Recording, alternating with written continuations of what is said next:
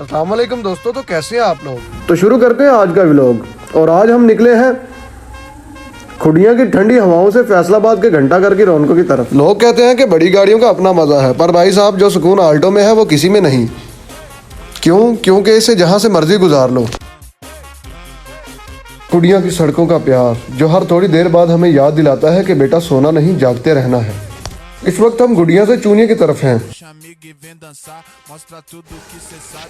दोस्तों, छांगामांगा पुल का धोखा।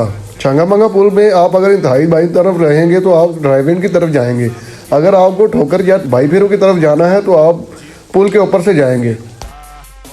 अब मैं जा रहा हूँ फैसलाबाद। वहाँ जाकर मैंने ज़्यादा बोलना नहीं है, क्योंकि वहाँ के लोग बातों से नहीं जुगतों से वार करते हैं।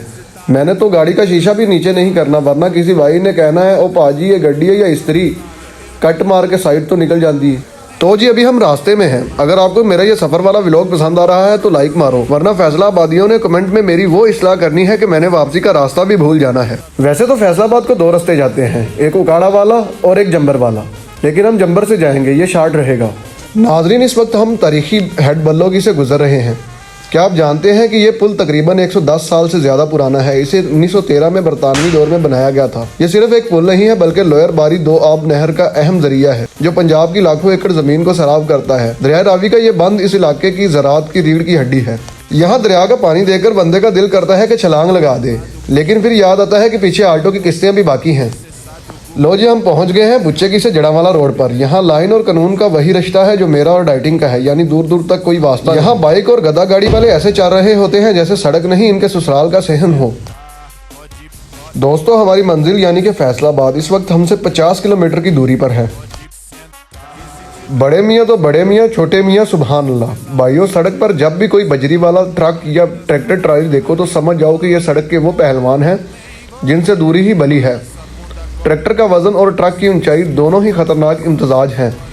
हमेशा इनसे सेफ डिस्टेंस रखें, क्योंकि इनका ब्लाइंड स्पॉट बहुत बड़ा होता है। इस वक्त हम पहुंच चुके हैं फैसलाबाद के टोल प्लाजा पर। जी हाँ, यही वो जगह है जहां से कोई भी आम बंदा बगैर हाजिरी लगवाए नहीं निकल सकता, जैसे बगैर बेगम को बताए घर से।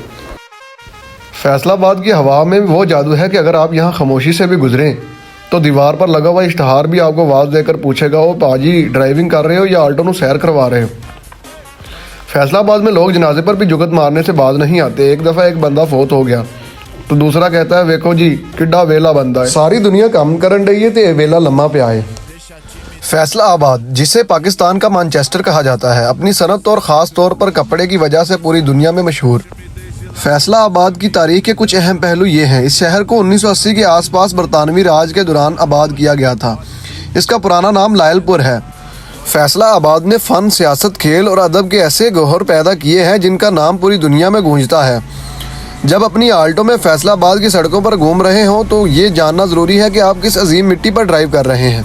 दोस्तों, यहाँ के मशहूर व मारूफ शख्सियात ये हैं: शहनशाह कवाली नुसरत फ़तेह अली ख़ान, अरफा करीम IT की मलका, खेल की दुनिया के सितारे सईद अजमल जादूगर स्पिनर मिसबाउल हक, अफजल अहसन रंधावा, नाज ख्यालवी, मिज़ा के बेताज बादशाह, सखावत नाज़म, अमानत चंद और तारक टेडी। एक दिलचस्प बात भाइयों, फैसलाबाद वो शहर है जिसने दुनिया को नुसरत फ़तेह अली ख़ान की आवाज़ दी, अरफा करीम का दिमाग दिया और सईद अजमल का जादू दिया।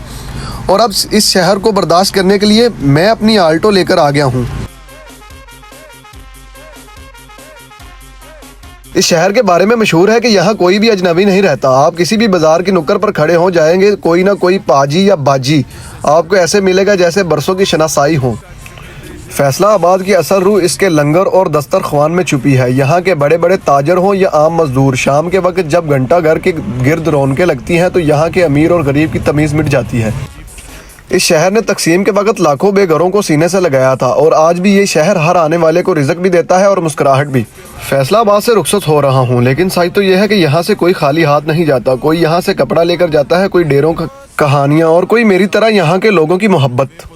लोग कहते हैं ये शहर सिर्फ जुगत मारना जानते हैं, लेकिन इन जुगतों के पीछे एक ऐसा दिल धड़कता है जो दुख बांटता भी है, जानता भी है।